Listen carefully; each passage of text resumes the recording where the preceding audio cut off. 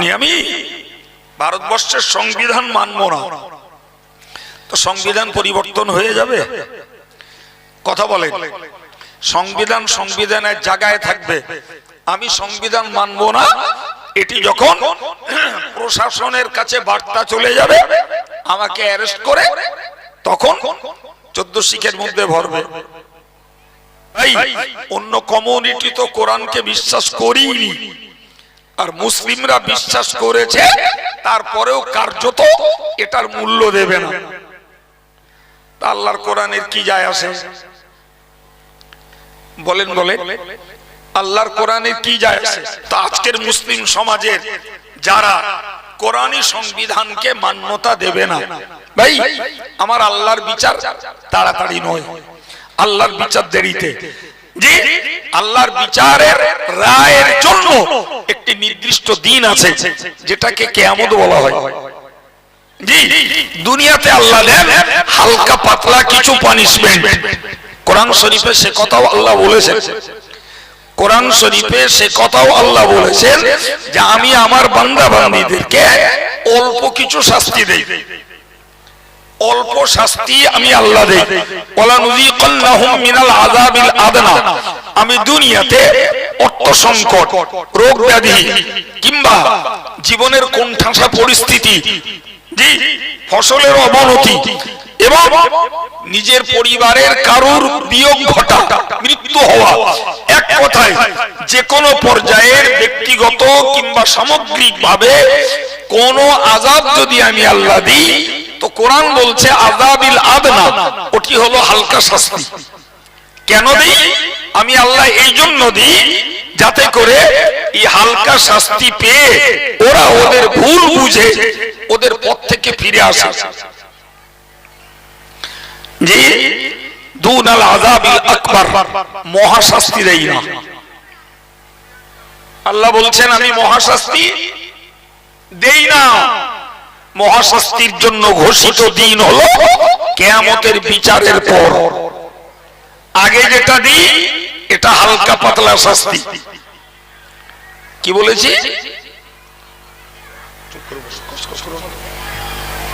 হালকা পাতলা শাস্তি। ভাই এই কথাটাও কোরআনের ঘোষণা যে আল্লাহ হালকা পাতলা শাস্তি দেয়া দেন দুনিয়ায়। করোনা, ডেঙ্গু, ডায়রিয়া, জি এই সঙ্গে ব্যক্তিগতভাবে করোনা, জ্বর, যাই কিছু এগুলো সব হালকা।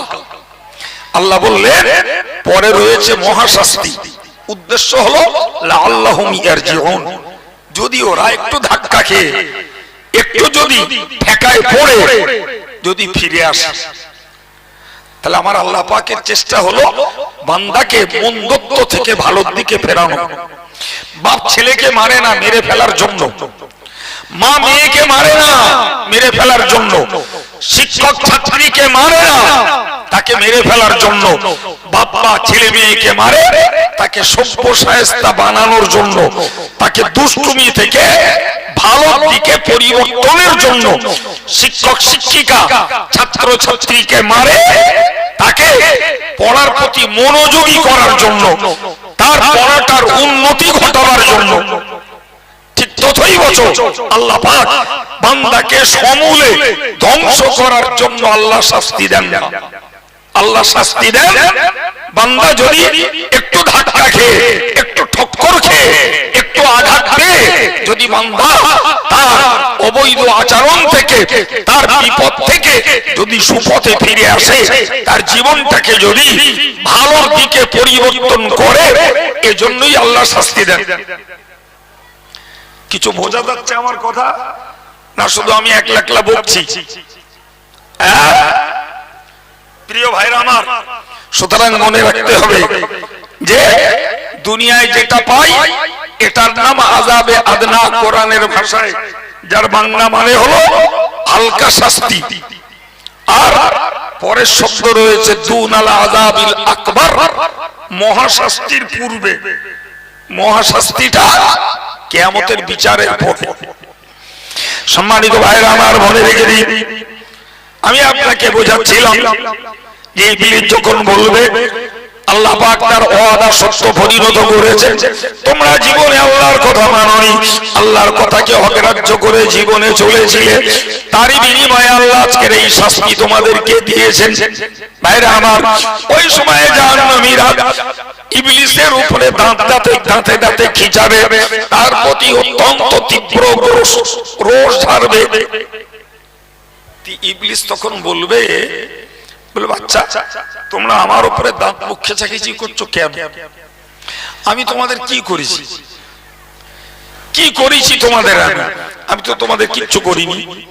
কিচ্ছু করিনি মানে খুব খেয়াল করে বুঝুন ইবলিসের বক্তব্যের মূল রহস্যটা। ইবলিস বলবে, আমি তোমাদের হায়াত দেইনি, তোমাদের খাওয়া পড়া দেইনি, তোমাদের সুখ শান্তি দেইনি, তোমাদের জমি জায়গা দেইনি, তোমাদের টাকা পয়সা দেইনি, তোমাদের সুস্থ সুন্দর জীবন দেইনি, ফলে তোমাদের উপরে তো আমার কোনো অধিকার ছিল না। আমি যদি তোমাদের জীবন দিতাম, খাওয়া দিতাম, পড়া দিতাম, সুখ শান্তি তোমাদের দিতাম, তোমাদের বিবি বাচ্চা দিতাম, তোমাদের সুন্দর জীবনযাত্রা, সুন্দর জীবনের বিলাসিতা, এগুলো যদি আমি দিতাম, তাহলে তোমাদের উপরে আমার একটা অধিকার থাকতো। এগুলো তো আমি তোমাদের দিইনি, ফলে তোমাদের উপরে তো আমার কোনো অধিকারই নেই। অবাক কথা, তোমাদের উপরে আমার কোনো অধিকার নেই, তাহলে আমি তোমাদের করলামটা কি?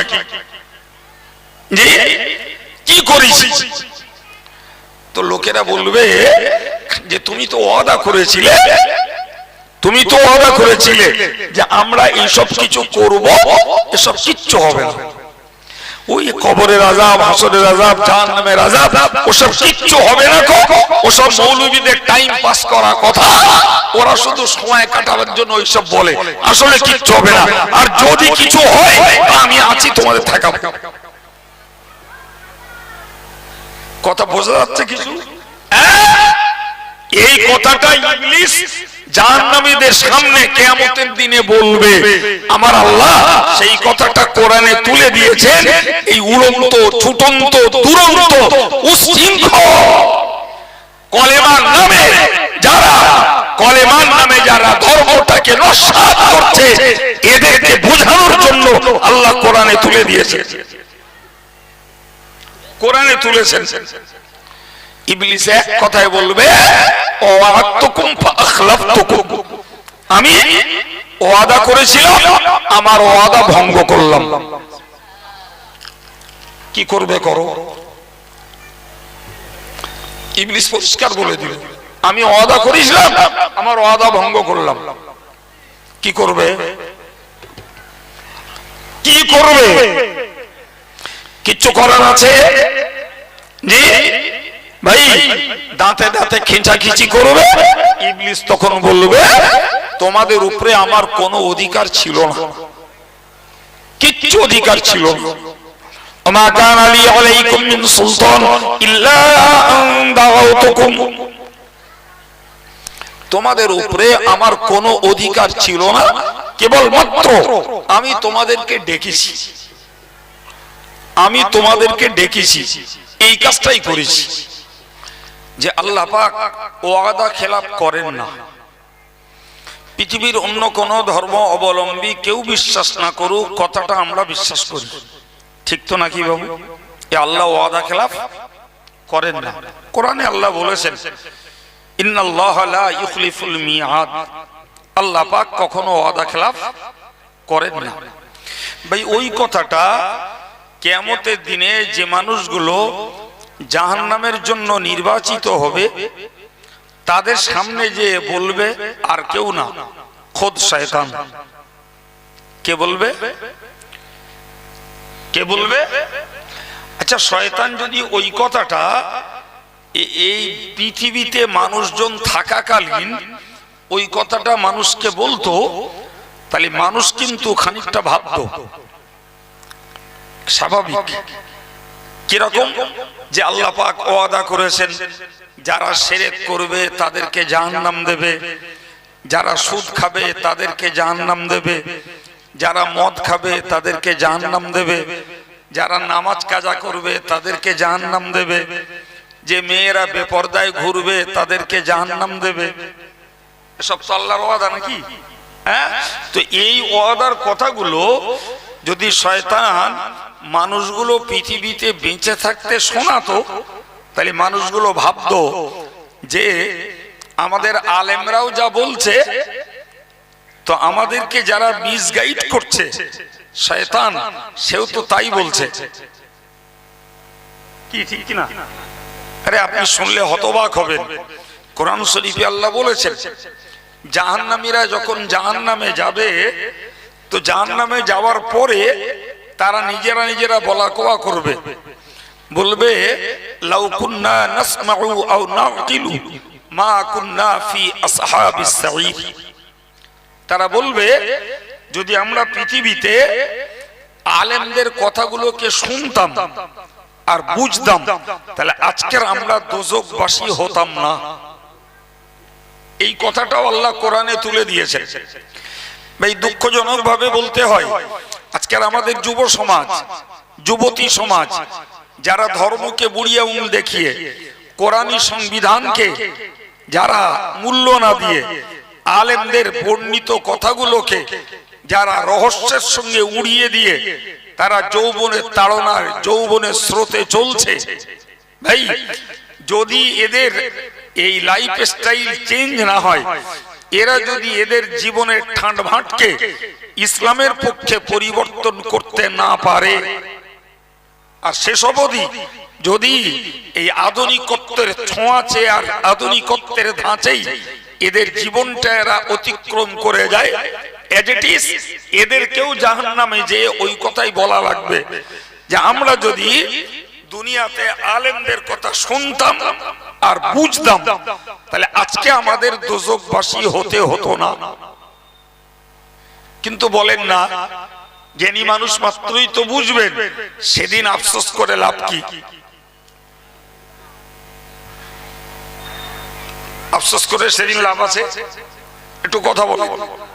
আমাদের দেশের কথাই বলে একটা চোর পালালি বুদ্ধি বাড়ে, বলে না কথায়? জি, চোর পালালি বুদ্ধি বাড়ে। তো চোর পালিয়ে গেলে বুদ্ধি বাড়িয়ে তো লাভ করা গেল না। চোর তো চোরের স্বার্থ সিদ্ধি করে চলে গেল, তাহলে আমার বুদ্ধি বেড়ে লাভটা কি? আর আমি যদি দোজখেই গেলাম, তাহলে তখন আর আফসোস করে লাভ কি?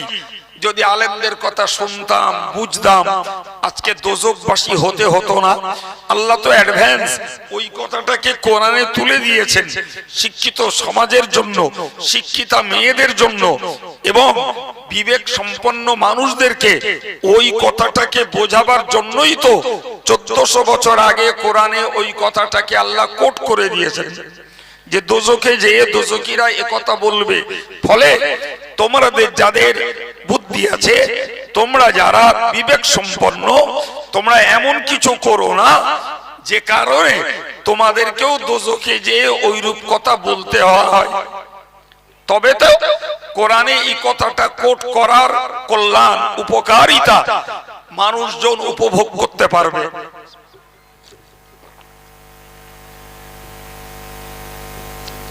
কি বলছেন? আর জাহান্নামে যদি গিয়েই পড়লো, তাহলে আরো কথা কোরআনে তুলে দিয়ে মানুষের উপকার কি হলো? কি ঠিক বলছি না ভুল বলছি? আমার বাংলা কথার সঙ্গে সমর্থন করেন। কোরআন তো মানুষের কল্যাণের জন্য, তাহলে কোরআন যে কথাটা বলে মানুষকে সতর্ক করেছে, সেই দায়ে যদি দণ্ডিতই হলাম, তাহলে কোরআনের বক্তব্য আমাদের উপকারে কি এলো বাবু? বলে প্রিয় ভাইরা আমার, তো আমি আপনাকে বোঝাতে চাইছিলাম যে কিয়ামতের দিনে যখন বিচার সম্পন্ন হয়ে যাবে, তখন জাহান্নামীদের গ্রুপের কাছে শয়তান এসে বলবে ইন্নাল্লাহা ওয়াদাকুম ওয়াদাল হক, আল্লাহ যে ওয়াদা করেছেন সে ওয়াদা ধ্রুব সত্য ওয়াদা। আল্লাহ যে ওয়াদা করেছেন সে ওয়াদা কি? বলেন বলেন, সত্য ওয়াদা। ভাই আল্লাহ পাকের এই সত্য ওয়াদা, এটা তো ইমানদার মুসলমান অনেক আগে থেকেই জানে। সম্মানিত ভাইরা আমার, ভালো করে মনে রাখুন, জাহান্নামীরা প্রথমত জাহান্নামের জন্য নির্বাচিত। আবার তাদের কাছে এসে ইবলিস যখন বলবে তোমাদেরকে আল্লাহ জাহান্নাম দেবেন বলেছিলেন নামাজ কাজার জন্য, রোজা নষ্ট করার জন্য, শিরকের কাজ করার জন্য, মেলা ঘোরার জন্য, মদ খাওয়ার জন্য, জুয়া খেলাবার জন্য, মিথ্যাচারিতা করার জন্য, নারী পুরুষ পরকিয়া করার জন্য তোমাদেরকে আল্লাহ জাহান্নাম দেবেন বলেছিলেন। লটারি কাটবার জন্য তোমাদেরকে জাহান্নাম দেবেন বলেছিলেন। জেনা ব্যভিচারের জন্য আজকের আল্লাহ জাহান্নামের জন্য তোমাদেরকে নির্বাচিত করে তার সেই ওয়াদা সত্যে পরিণত করেছেন। একেই তো বাংলায় বলে কাটা গায়ে নুনের ছিটা। বাঙালিরা বলে না কাটা গায়ে কেউ নুনের ছিটা দিয়েছে কিনা জানি না, আর কেউ কাটা গায়ে নুনের ছিটা পেয়েছে কিনা তাও জানি না। তবে কথাটা শুনলেই বুঝি সেটি একটি অসহনীয় জ্বালা, না ঠিক না বল? কাটা গায়ে নুনের ছিটা মানে ও জ্বালা সহ্যের বাইরে। যে স্বাভাবিকভাবে এই রকম পরিস্থিতিতে কেউ পড়লে সহজেই বলা যায় সে জ্বালায় মাথার চুল ছিঁড়বে। তো একে তো জাহান্নামীরা জাহান্নামের জন্য নির্বাচিত হবে, আর ইবলিস এসে বলবে যে আল্লাহর ওয়াদা সত্য ওয়াদা। তার মানে আল্লাহ তোমাদের জন্য জাহান্নাম দিয়েছেন, ঠিক করেছেন। এটা কি সত্যি কি কাটা গায়ে নুনের ছিটা দেওয়ার মতো নয়? জি, অথচ পৃথিবীতে ওরাই তো ছিল ইবলিসের ভক্ত, না কি বলছেন? ওরাই তো ছিল ইবলিসের সহচর, শয়তানের দোসর তো ওরাই। শয়তান ওদেরকে যেভাবে গাইডনেস দিয়েছে সেভাবেই তো ওরা চলেছে। ওদের কাছে তো আলেমের কথা গ্রাহ্য হয়নি, কোরআনের বার্তা ওদের কাছে গ্রান্টেড হয়নি, ওদের কাছে রাসূলুল্লাহর জীবনীর কোনো মূল্য হয়নি, ওদের কাছে ইসলামিক স্টাডিজ ফতোয়া মসলার কোনো দাম হয়নি। ওদের কাছে ভালো লেগেছে ইবলিস যেটা বলবে সেটাই। ইবলিসে বলেছে ওঠতা উঠেছে, ইবলিস বলেছে বসতা বসেছে, ইবলিস যেথায় নিয়ে গেছে সেথায় গেছে। জি, তাহলে 100% ওরা ইবলিসের ফলোয়ার্স। তো সেদিন তো ওদের দলীয় লিডার ইবলিস, ওরা তো ওই তো বলবে যে আল্লাহর ওয়াদা সত্য ওয়াদা। সম্মানিত ভাইরা আমার, এই কথা শুনে এই ইবলিসের ভক্তেরা নিজেরাই ইবলিসের উপরে অত্যন্ত দাঁতে দাঁতে পিষবে, দাঁত মুখ খেঁচাখিচি করবে। আমরা যেমন কোনো ব্যক্তি খুব রেগে গেলে যেমন দাঁত মুখ খেঁচাখিচি করি, ইবলিসের সঙ্গে ওই জাহান্নামী লোকগুলো এরকমটাই করবে। এ কথা আমি আব্দুল কাইয়ুম বানাইনি, সারা বিশ্ব জুড়ে আমাদের ঘরে ঘরে যে কোরআন আছে, আপনি আপনার কোরআন খুলুন, তাতেই তা উল্লেখ করা রয়েছে।